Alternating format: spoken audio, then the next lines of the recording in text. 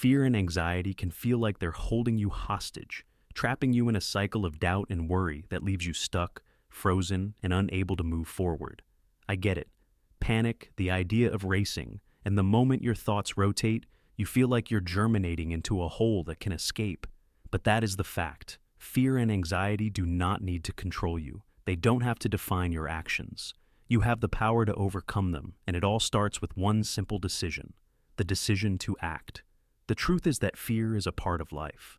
It occurs when we feel insecure or uncertain, and for many people it is often associated with something they have no control over. But you have to realize that fear is not a signal to stop.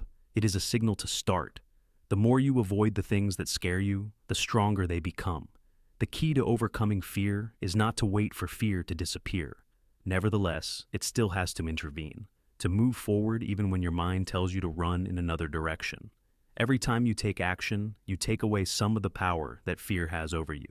The best way to deal with fear and anxiety is not to wait until it passes or until you feel ready to face it.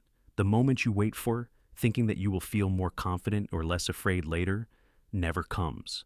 The truth is, you will never feel completely ready.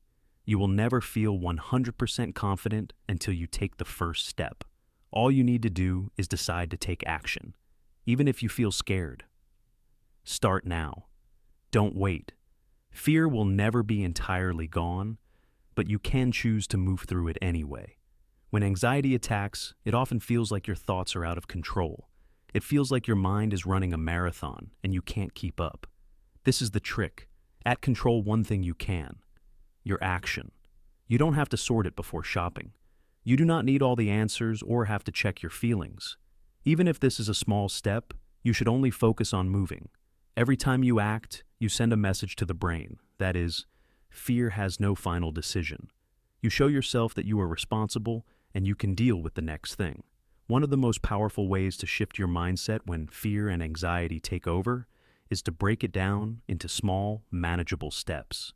Instead of focusing on the huge mountain in front of you, look at the tiny piece that's right in front of you. That's all you need to focus on.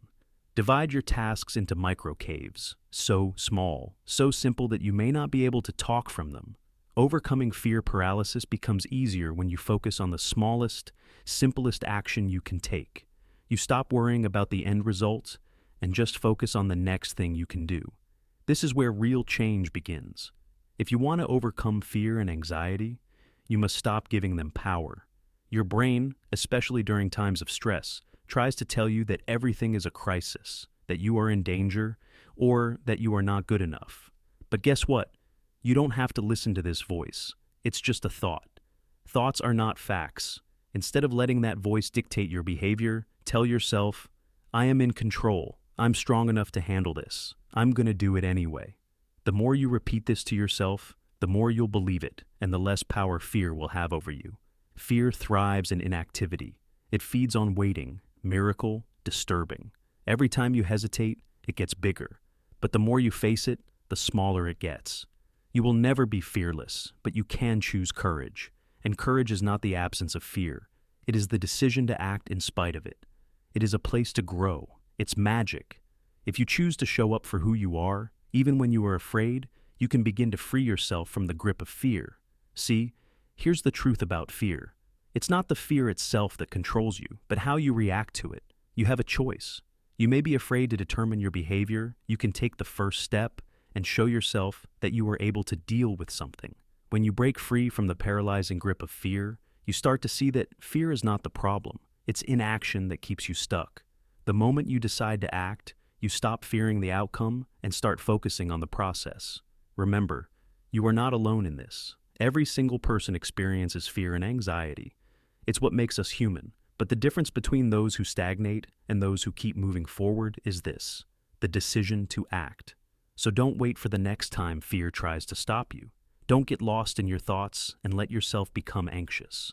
Take that first step, no matter how small. Choose to act, and watch how quickly that fear fades into the background. You have the power to overcome this, and you can start now.